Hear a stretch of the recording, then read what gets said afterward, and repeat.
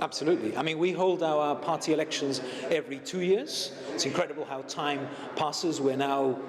This is going to be the executive that, as from today, will be in place when the general election is called, and it will be the executive that selects the candidates for the next election, and therefore a very important moment of democracy, internal democracy for the party.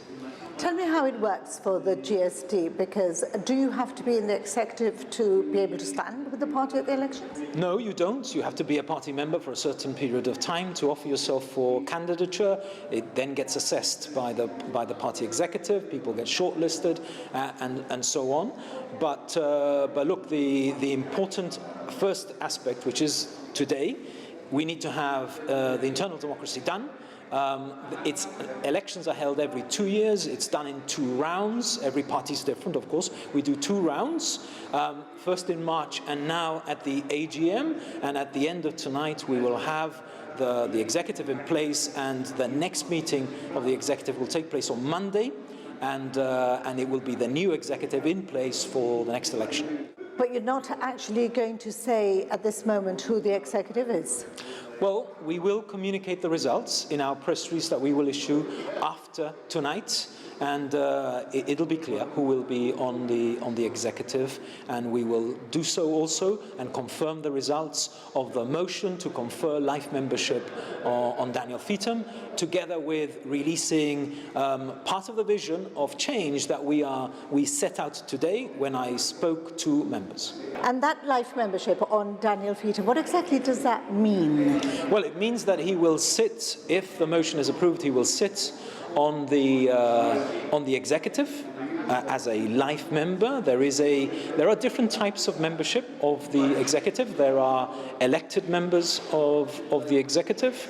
We have 16. There are the MPs are automatic members of the executive. Then there is a small group of life members, and there are some co-opted members. So at the moment we've got 4 life members, and Danny would become a life member. So he would be able to sit on the executive, exercise his right to vote, and influence the decision making of the executive in the normal way.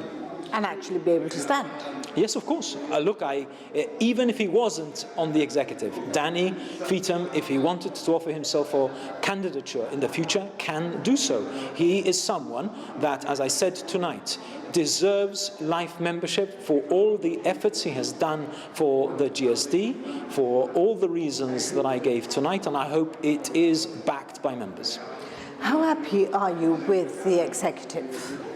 I am very happy. I mean, I think we've got a good team of people in the MPs. We have a good mix of people in the current executive. Of course, this is internal democracy, so people will come and go from the executive because they get voted in, voted out. But I think everyone who has stood today can make a contribution, even if you're not selected. As I always tell people, you can make a contribution in different ways. I know they are keen to do so, whether or not they are selected, and I think we have a good cross-section of Gibraltar, representative of all sectors of Gibraltar on our current executive, and we will do so after tonight, and I'm very confident that going forward, this executive will choose the right candidates for the next election.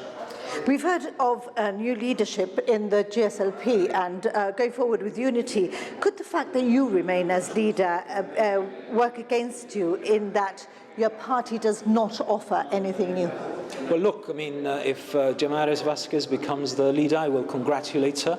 Of course, it doesn't look like it's going to be a contested leadership election. We've done a number of contested leadership elections. I know we're in the age of social media, but that question is a bit peculiar. At the end of it, I have the democratic legitimacy of having won the leadership election in this party, contested twice. And I am here in this job because the members of the GSD want me to do this job, want me to lead the party into the next election. And that's precisely what we will do, to vote for the change that Gibraltar needs.